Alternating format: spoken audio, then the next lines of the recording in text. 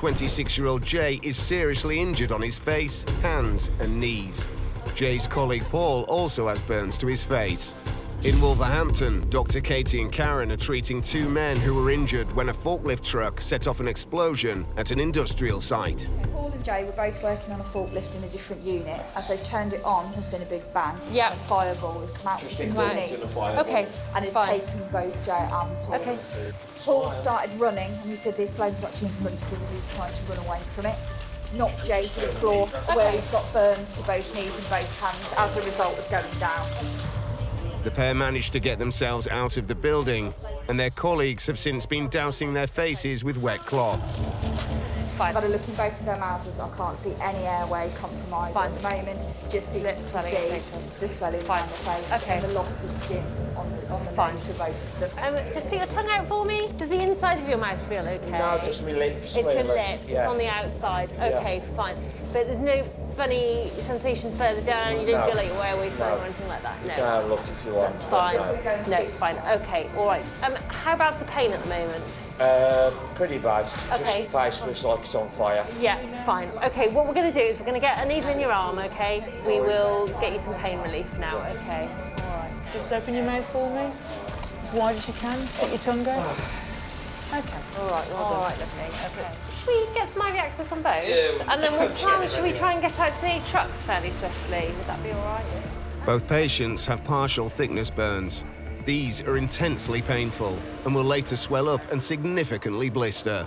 Let's get some morphine drawn up for them both. A strong painkiller such as morphine is needed.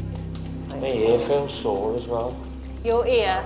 Yeah. This one? Yeah. Yeah. And open and close that fist for me. There we go. Okay, well done. Jay, meanwhile, will be given his analgesia in the ambulance. I'll come out with this morphine as well, and we'll get that into him. Now, do you think you're going to be able to walk to the truck? Yeah. Right, just go steadily, okay? Because Yeah, it'll be all right. I have given you some painkiller, all right? We'll get you out. There you go. Large doses of morphine can leave some people unsteady on their feet. Are you related, are you? Yeah, it's my wife. Okay, all right. What's going to happen is we're going to take him to hospital, okay? I suspect it's going to be the Queen Elizabeth Hospital in Birmingham, okay? Okay. Just because they specialise a bit more in burns and it being on his face, all right? On this occasion, the patients will be sharing an ambulance. As Jay's facial burns seem more serious, he's given the bed, while Paul will be seated. He's got a phone on him, so he'll be able to contact you, all right? The team is preparing to leave for hospital. That's fire, and that is what's in those vats.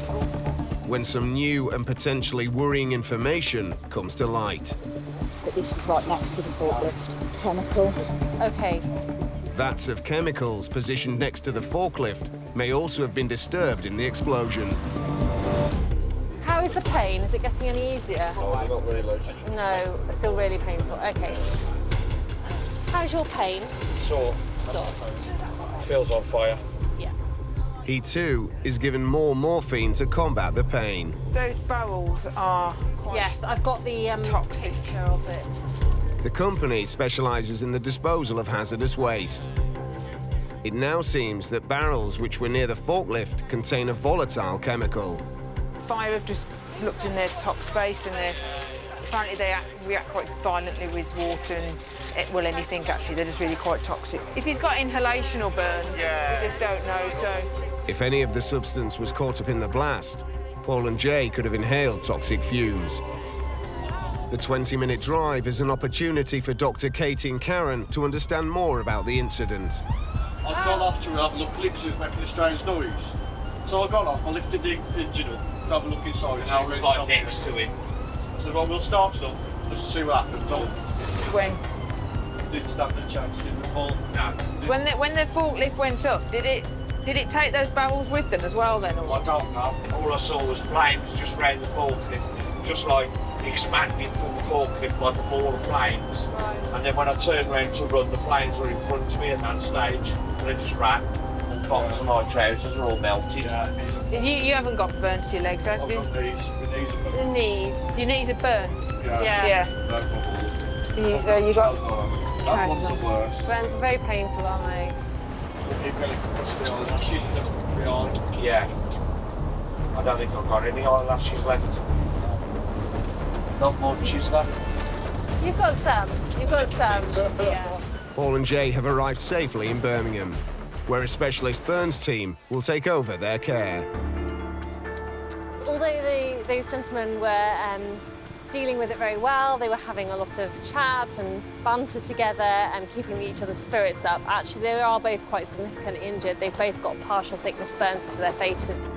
So I suspect the next steps are going to be that those burns are going to need to be cleaned and dressed. So sometimes that can be done just with some pain relief, sometimes it needs sedation, and occasionally they need to go to theatre.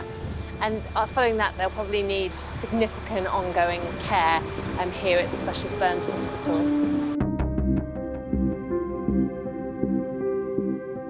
Come in. All right, mate. Hello, how are you How's it doing? going, son? Good to see you. All right. Oh, you're looking well. better. Yeah, and you? It was scary. The pain was horrific. The burns went through different stages. We went from a scabby phase, and then we just went, all of a sudden, our faces just swole up. And you looked at your pillow and it was like, there was like... Oh, grease and... Yeah, stuff on your pillow and pus. I've pretty much made a full recovery now. Just stay out of the sun because your skin's like brand new baby skin. 46-year-old Colin had been using a cutting machine when it became unstable, pushing him backwards into the edge of an upright sheet of glass. He's just got penetrating trauma here to the chest, as you can see. He hasn't got any shortness of breath or anything like that. He's about 7 or 8 inches long, deep. Just a favour, I'll pop this off for a second. It's in a good one, you can see his ribs there. Yeah. Take a picture of that. The wound is so deep, Colin's rib cage is clearly visible, raising the possibility of a punctured lung. Was he well saturated on air? Yeah, his oxygen has been 99. We just put the oxygen mask to the trauma, really. Blood pressure's been stable, he's not tachycardic. Unfortunately, it's happened, but I think you're doing quite well considering, sir. Although Colin's not currently displaying any symptoms of organ damage, only a hospital scan will tell for sure. How is your pain at the moment? 6. Okay. First, Ryan and Grant must get the wound dressed. That's just quite large, isn't it? So I'd probably just get a chest seal to hold it on. It should fit us quite nicely. Perfect, thank you. A chest seal is usually applied to wounds that have pierced the lungs, but in this case, it's suitable for covering the large surface area of the cut. So what your finger did? Otherwise, I'll do what I normally do to myself and stick myself to it. So I think, as these guys have said, then it'll just be a trip off to Queen Elizabeth Hospital, okay? Because you're going to need some scans on that. Yes. Make sure there's no underlying injury. Okay. We'll probably lay him on his side to keep that open if you're happy with that. There we go. Just going to put a blanket over you because it's freezing outside, as you're aware. All right. What we may do once we get you out, just change this dressing, okay? Because you've still got a little bit of blood trickling. All right. But I love how calm you are about it all. I love it. That's how it should be. We just get some... Once on board the ambulance, Ryan wants to take another look at Colin's wound. If you can sort of lie yourself as you are like that, okay, and keep yourself in that position. So what I'm going to do is put a little bit of almost like gauze into the wound. So it's going to be a little bit sore for a second, sir, okay? But it's just to stop that bleeding from it. The cut has started bleeding again, and Ryan needs to stem the flow. If you bring that arm, I know it's a bit uncomfortable, just bring it up that way for a moment. Yep, perfect, just like that. Sorry, sir. And we'll get you to move it down in a second, all right? It's a little bit of swell and development around there, hasn't he? Yeah. Cool. So I know it's perhaps not the most comfortable position for you, but if you can lie as you are for the journey, okay? Yeah, no worries. Cool. Colin is now ready to go to hospital. Colin, myself and Grant, we're going to leave you with these gentlemen, okay? As I say, they're going to take you off to QE. Because of what you've done, we're going to let QE know that you're coming, okay? So when you do get there, there's going to be quite a few people ready to see you. That's purely so we can get you through the scanner nice and quick. And if they do find anything, then we can treat it quick, all right? Although Colin's seriously injured, he's stable enough that Ryan and Grant's additional skills aren't needed for the short journey to the Queen Elizabeth Hospital. As we've seen, he had quite a deep sort of penetrating wound to his upper back. It's got the potential to be quite a significant injury. Grant's already spoken to the team at QE, so we can have a trauma team ready. So fingers crossed that actually on scan there's no further damage.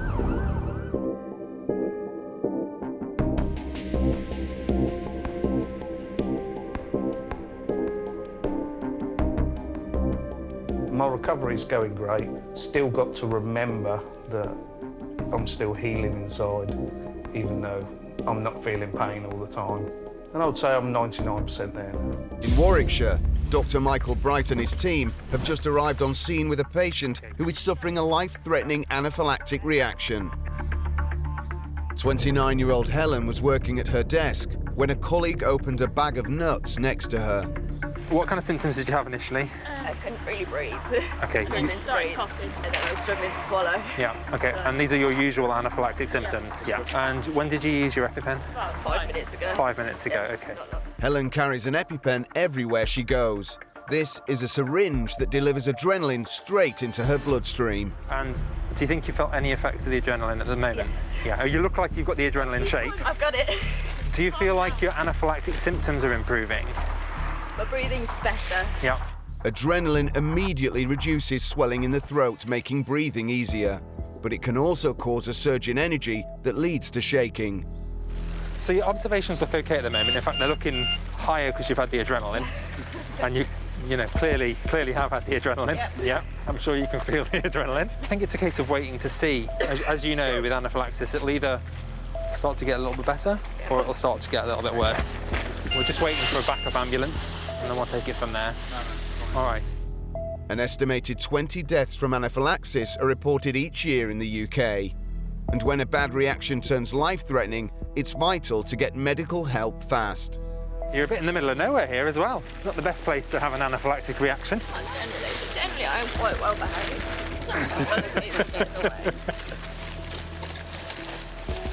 Righty-ho. Which hand do you normally prefer to have a cannula in if you're having one? Oh, can I don't really care. She's not very good with needles. She's not very good with needles. I'm sure you know better than we do how your anaphylaxis goes. Yeah. So we will just get all this in place just in case you need to have some more adrenaline. Dr. Michael inserts a cannula into Helen's arm so adrenaline can be given quickly, if it's needed. Sharp scratch coming up, okay? You probably just need a trip up to ED just to be watched. Because you know with anaphylaxis you get this kind of biphasic reaction. Could come back in about half an hour, 40 minutes. You're in the middle of nowhere, you know, realistically. Anaphylaxis often begins minutes after exposure to the problem food. But some people have a second wave of a more severe reaction that can appear hours after the initial symptoms subside. There we go. Dr. Michael updates the ambulance crew on Helen's condition. No anaphylaxis, had an episode, she's had a PENS, allergy to nuts. Previous episodes biphasic, so she's had some times where she's had a pen and it's got a little bit worse. Numbers are all okay at the moment. I'm not particularly concerned, but obviously probably needs to go up for a little bit of observation for the next couple of hours. Not needing any further adrenaline doses now? Not at the moment. We've done the basics, got a cannula in situ. Marvellous. Brilliant, thank you.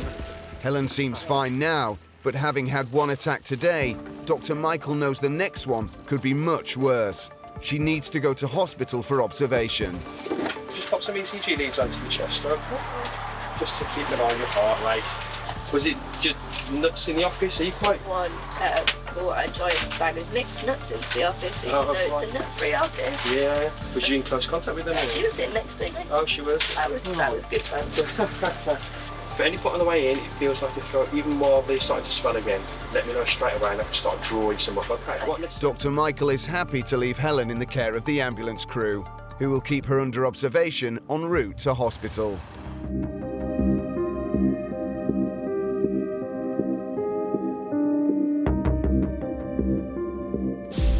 Forklift driver Andy was leaving work with two colleagues when he collapsed. When the ambulance crew arrived, they were able to use a defibrillator to shock his heart back into a working rhythm. Yeah, get blood pressure and saturate. Andy is now breathing, but Tom and Ross need to monitor his heart rate and oxygen levels closely to make sure his blood is circulating properly. You're happy just kind of get him all blocked away. Ross, I just want you to keep an eye on his knobs and stuff like that, and we'll just manage him from there. When he fell over as well, apparently he banged his head on the floor. OK, thanks for telling us. Right then, let's get this under him. Andy's in a very vulnerable state. Tom knows the best chance of saving their patient is to get him to a hospital that specialises in cardiac care. OK, yeah, when you're ready, are you right to just go on his shoulders a little bit? On 3, 1, 2, 3, roll. And then towards me a bit. That's it, perfect. Yeah, that'll do. Okay, so just going to roll on 3. 1, 2, 3, roll. Perfect, and back down. So clipped in at the front, just got to do the feet. He's got good pulses, so he doesn't need anything. Good. Yep. The ambulance crew have IV access in case they need to administer emergency drugs to try and restart Andy's heart en route. City will be the nominated post Ross. Will be. Yeah. Run time to there is approximately 11 minutes. Yeah. I'm going to alert them now. They need to get Andy to Birmingham City Hospital Specialist Cardiac Unit for urgent treatment. But before they set off, Tom radios control with an update. Not overly, but it looks like he's got some inverted T's, so he's probably having an evolving MI. And we're going to go now. Tom thinks Andy is suffering from a myocardial infarction, commonly known as a heart attack, where the supply of blood to the heart is suddenly blocked. It needs to be unblocked in an operating theatre to prevent permanent damage to the heart muscle. Breathing-wise, self-ventilating. Rapid rates. OK, and circulation, just feel for a radial pulse for me. Yeah, I've got a radial. I've got blood pressure on here, 163 over 106. Sats of 85. D, still GCS 3. Temper BM en route. The ambulance crew used a defibrillator to shock his heart back into a workable rhythm. It is now beating fast and erratically.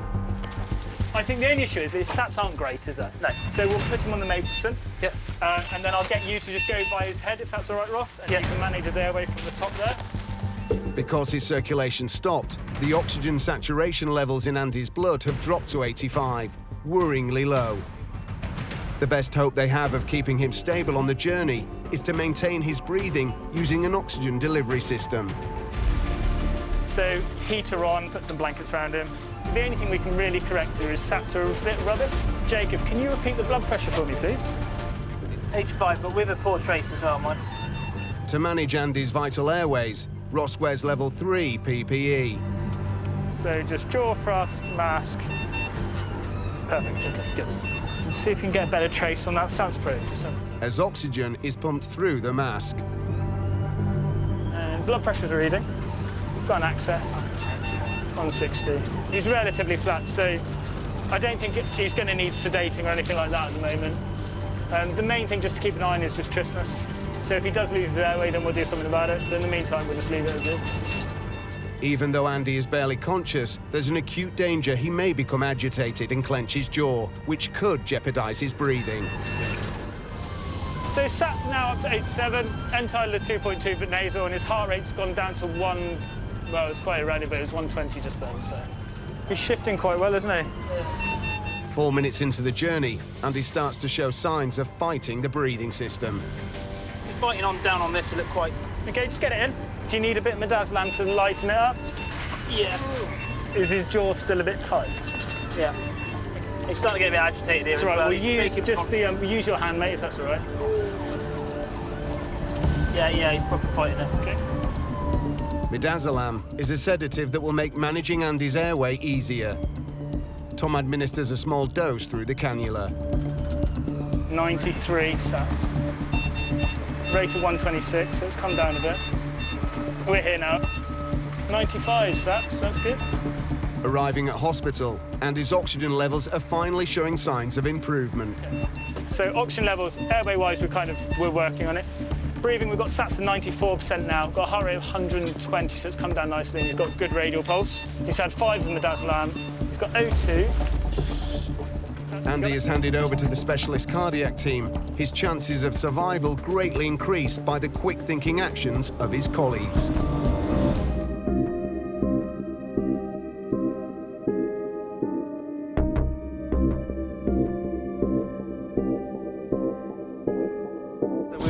En route to reports of a gentleman who's been stabbed in the neck and in the thorax. As they arrive, the suspected attacker has been caught and is now in the back of a police car. The patient is being treated on the back of the ambulance. This gent's got a puncture wound to his left side of his abdomen. Yeah. He's just got a hematoma developing, that's all. OK. Do you want to just have a quick look? It's not very evident when he's... gown, guys, so an apron and everything. The man was at work when he was attacked. It literally just looks like a pinpoint puncture, but there's quite a lump developing. Just sit up for us. Knife wounds look small, but penetrate deeply. A bruise is forming around the point of entry, and there is some bleeding visible beneath the skin. Can you see the asymmetry? Oh yeah. Oh yeah. And it's quite tender on his tummy, kind of, and around the back. Yeah. Up to normal, he's grand. What do you think, happy for the crew to convey? How far are we from QE? Despite his injury, the man has a strong pulse and good blood circulation and appears stable, but he needs to go to a major trauma centre for an urgent scan. We could convey just in case it gets a little bit worse. If the blade has penetrated the cavity that houses the liver, stomach and intestines, he could be bleeding into his abdomen. This can be life-threatening. No pain in your tummy particularly. It's just over that site there. If I have a little feel here. Dr. Michael checks for any obvious signs of internal bleeding, like a rigid stomach. How big was the knife? 5 centimetres. She's stable, which we are. The heart rate's now at 102. I think. What was it initially, guys? In the 90 was the lowest that I've seen it. The patient's heart rate and breathing are stable, but Michael and Adam will travel with him to hospital should his condition suddenly deteriorate. Yeah. Do you want to grab some access just to be safe? So hot. You guys crack on. Do you want to take blood with me? I'll jump in the front and take some blood with just in case. Adam's going to go and I'll jump in the front. We'll just take the blood with us. The hematoma is expanding a little bit. The critical care team carry supplies of blood. Should it be needed, they will be able to give him an emergency blood transfusion en route.